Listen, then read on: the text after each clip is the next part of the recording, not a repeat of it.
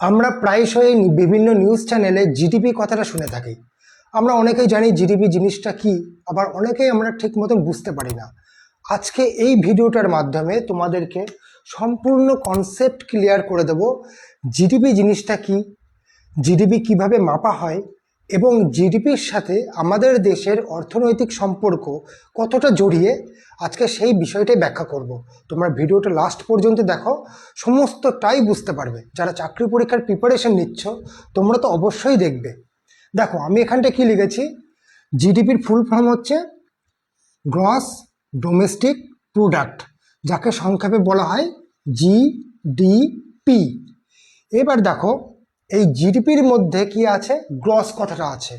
Gross gross কথাটা কি, সামগ্রিক, সম্পূর্ণ, অর্থাৎ যা কিছু আছে সমস্তটা নিয়েই। ধরো আমার ক্লাসে 100 জন স্টুডেন্ট আছে, তার মধ্যে ধরো 20 জন স্টুডেন্ট ভীষণ ব্রিলিয়ান্ট, 60 জন আছে অ্যাভারেজ, যারা মোটামুটি চালিয়ে যায়, ভালোও বলা চলে না খারাপও বলা চলে না, চলে যায়।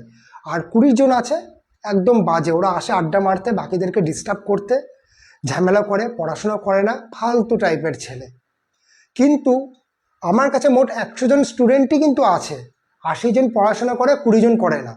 আমি তো আর ধরতে পারি না যে আমার কাছে 80 জন স্টুডেন্ট আছে, আমার কাছে ওই 100 জন স্টুডেন্ট আছে, ওইটাই ধরতে হবে। তা ঠিক গ্রস কথাটাও ঠিক তেমনি। আমাদের দেশে যা কিছু উৎপাদন হচ্ছে, যা কিছু ফিনিশড প্রোডাক্ট তৈরি হচ্ছে, সমস্তটাই হচ্ছে জিডিপির মধ্যে ধরা হয়। আরও ক্লিয়ার হবে কনসেপ্ট। ডোমেস্টিক ডোমেস্টিক কথাটা হচ্ছে আমাদের দেশের ভিতরে যা কিছু উৎপাদিত হচ্ছে টোটালটাই হচ্ছে ডোমেস্টিক। যেমন ধরো আমাদের দেশে ধরো একটা গাড়ি তৈরি হচ্ছে, গাড়ি তৈরি হচ্ছে। এবার এই গাড়িটা কোনো জায়গায় টায়ার তৈরি হচ্ছে, কোনো জায়গায় বডি পার্টস তৈরি হচ্ছে, কোনো জায়গায় ইঞ্জিন তৈরি হচ্ছে, কোনো জায়গায় কালার পেন্টিং হচ্ছে। তা এক একটা জিনিস তো এক এক জায়গায় তৈরি হচ্ছে, কিন্তু এই যে টোটাল যখন গাড়িটা তৈরি হয়ে যখন আসছে, এইটাকে বলা হচ্ছে ফিনিশড প্রোডাক্ট। তাই এই ফিনিশড প্রোডাক্ট আমাদের দেশে যে পরিমাণ উৎপাদিত হচ্ছে তার উপর বেস করে জিডিপি ধরা হয়। তাই বলা হচ্ছে ডোমেস্টিক, দেশের ভেতরে। এর মধ্যে আরও একটা বিষয় আছে, ধরো দেশের ভিতরে আমাদের দেশীয় কোম্পানিও আছে, বিদেশি কোম্পানিও আছে, আবার সরকারি বিভিন্ন সংস্থাও আছে যেখানে প্রোডাকশন তৈরি হয়। এবার ধরো জাপান আমাদের দেশে কোনো একটা জিনিস তৈরি করছে, এবার ইন্ডিয়াও আমাদের দেশে কোনো একটা জিনিস তৈরি করছে।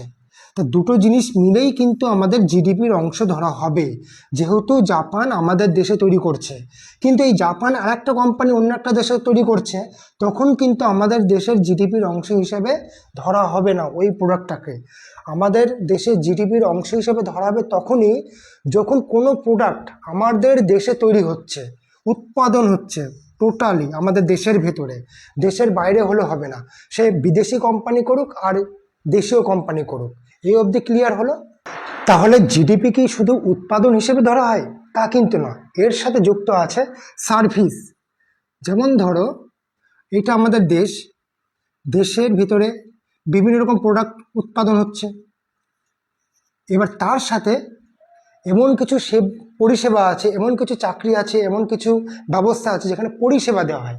যেমন ধরো হচ্ছে ডাক্তার, ইঞ্জিনিয়ার, লয়ার, এরা তো বিভিন্ন রকম পরিষেবা দিচ্ছে, এদের যে ইনকাম সেটাও জিডিপির হিসেবে ধরা হয়।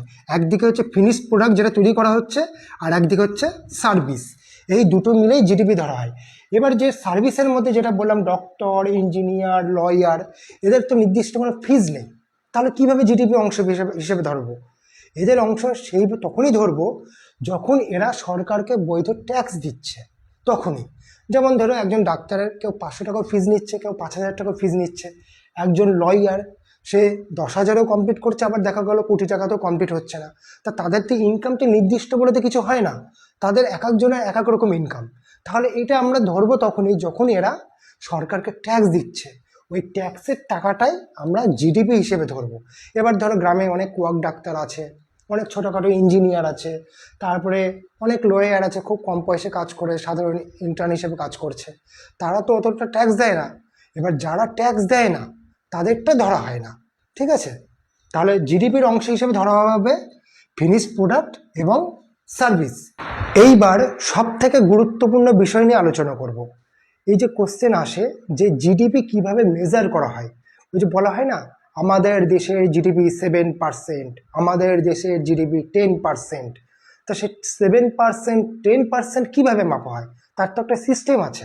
দেখো, ধরো আমাদের দেশের সার্ভিস প্লাস, কালি পড়ে না কেন, সার্ভিস প্লাস ফিনিশড প্রোডাক্ট, এই দুটো মিলে আমাদের দেশের মোট ইনকাম 1000 টাকা, বছরে 1000 টাকা ইনকাম।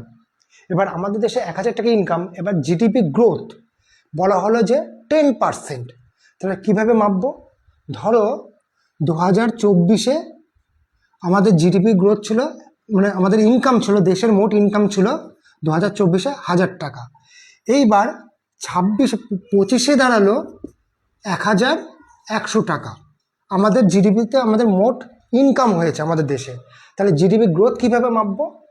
তাহলে 1000 টাকায় ক টাকা বেড়েছে? 100 টাকা বেড়েছে। তাহলে আমি কি করব, উপরে 100 টাকা লিখব, নিচে গত বছরে ইনকাম যেটা আমাদের দেশের সেটা লিখব 1000, প্লাস পার্সেন্টেজ যেহেতু বের করতে হয় অঙ্কের হিসেবে, ইন্টু 100 লিখব। এই দুটো শূন্য কাটলাম, এই দুটো শূন্য কাটলাম, এই একটা শূন্য, এই একটা শূন্য, বাকি থাকলো 10।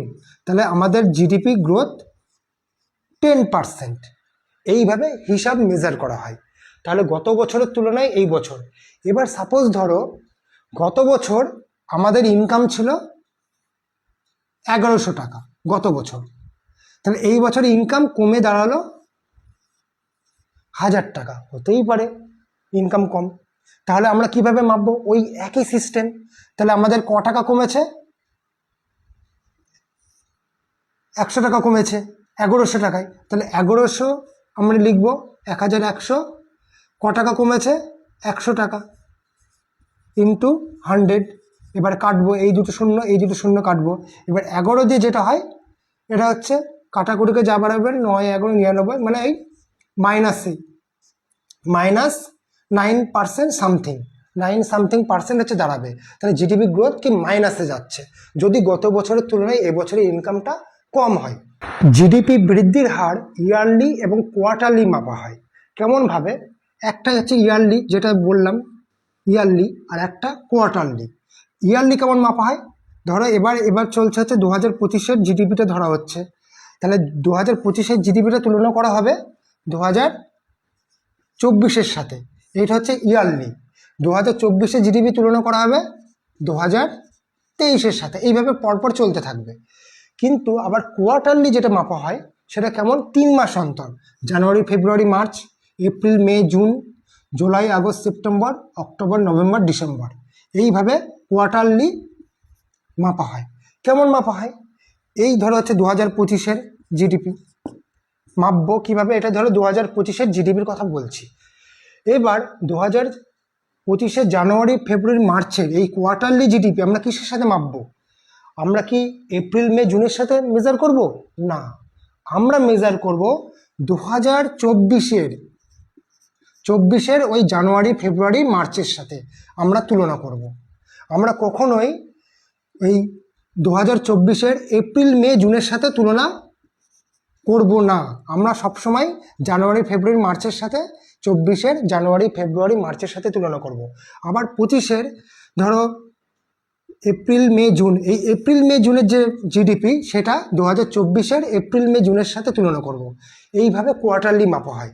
তা দেখবো অনেক সময় প্রশ্ন আসে, কিংবা নিউজে বলছে যে কোয়ার্টারলি এবার পার্সেন্ট গ্রোথ 3%, কোয়ার্টারলি এবার 4%। তো যখনই কোয়ার্টারলি কথাটা বলবে তখন ধরে নিবা যে এই সময়কার জিডিপি গ্রোথ গত বছরের ওই মাসের সময়ের জিডিপি গ্রোথের সাথে তুলনা করা হচ্ছে। ক্লিয়ার?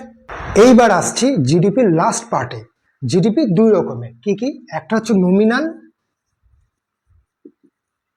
আর একটা রিয়েল জিডিপি। তো নমিনাল জিডিপি আর রিয়েল জিডিপির মধ্যে পার্থক্য কি? ওই একই, ফিনিশ প্রোডাক্ট প্লাস সার্ভিস, এও তাই, ফিনিশ প্রোডাক্ট প্লাস সার্ভিস, দুটো মিলে যায় ইনকাম, সেইটাই জিডিপি। তাহলে পার্থক্য কিসের? পার্থক্য আছে। পার্থক্যটা হলো এই নমিনাল জিডিপিতে ইনফ্লেশন ইনফ্লেশন ধরা হয় না, মুদ্রাস্ফীতি ধরা হয় না নমিনাল জিডিপিতে, কিন্তু রিয়েল জিডিপিতে মুদ্রাস্ফীতি ধরা হয়। যেমন ধরো মুদ্রাস্ফীতি বিষয়টা কি কিছুটা ক্লিয়ার করছি, অন্য ভিডিওতে ডিটেলসে বলবো। মুদ্রাস্ফীতি হলো, ধরো তুমি গত বছর 100 টাকায় 100টা লজেন্স কিনতে, এবার লজেন্সের দাম বেড়ে গিয়েছে, তুমি এখন ওই 100 টাকা দিয়েই তুমি লজেন্স কিনছো। গত বছর 100 টাকায় 100টা লজেন্স কিনতে, এই বছর 100 টাকা দিয়েই তুমি লজেন্স কিনছো, কিন্তু লজেন্সের দাম বেড়ে গিয়েছে, তুমি 80টা লজেন্স কিনছো। তাহলে দেখো, গত বছর তুমি 100টা লজেন্সের জন্য 100 টাকা খরচ করেছো, এবার 100 টাকায় ওই 80টাই লজেন্স পাচ্ছ, 20টা লজেন্স কম পাচ্ছ 100 টাকায়। তাহলে কি হলো, টাকার মূল্য কমে গেল, অর্থাৎ ইনফ্লেশন মুদ্রাস্ফীতি হয়েছে।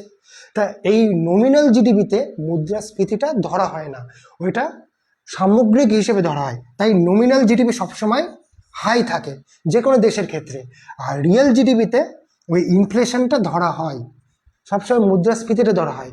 আর মুদ্রাস্ফীতি ধরা হলে রিয়েল জিডিপি সবসময় কম হবে। তোমাদের দেশে সাপোজ আমাদের দেশে 100 টাকার মাল তৈরি হচ্ছে, এবার যদি মুদ্রাস্ফীতি হয়, টাকার মূল্য কমে যায়, তাহলে আমাকে ওই 100 টাকার মালই তৈরি করতে আরও বেশি খরচ হচ্ছে, কিন্তু আমরা 100 টাকাতেই বিক্রি হচ্ছে, তাহলে আমার লাভটা কমে যাচ্ছে, তাই না? আমরা তো লাভটা তখন কমে যাচ্ছে। কিন্তু নমিনাল জিডিপিতে ওই ইনফ্লেশনটা ধরা হয় না, রিয়েল জিডিপিতে ওই লাভের অংশ কমে যাওয়াটা সেটা ধরা হয়। সেই কারণে রিয়েল জিডিপিটা সবসময়ের জন্য কম হয়। আর যে কোনো দেশের ক্ষেত্রে, যে কোনো দেশ, শুধু ইন্ডিয়া বলে না, যে কোনো দেশ রিয়েল জিডিপিটা সবসময় প্রকাশ করে না, নমিনাল জিডিপিটাই প্রকাশ করে। তার কারণ নমিনাল জিডিপিটা সবসময় হাই হয়, রিয়েলটা কম হয়, তাই সবাই চাইবে আমি হাইটাই দেখাই।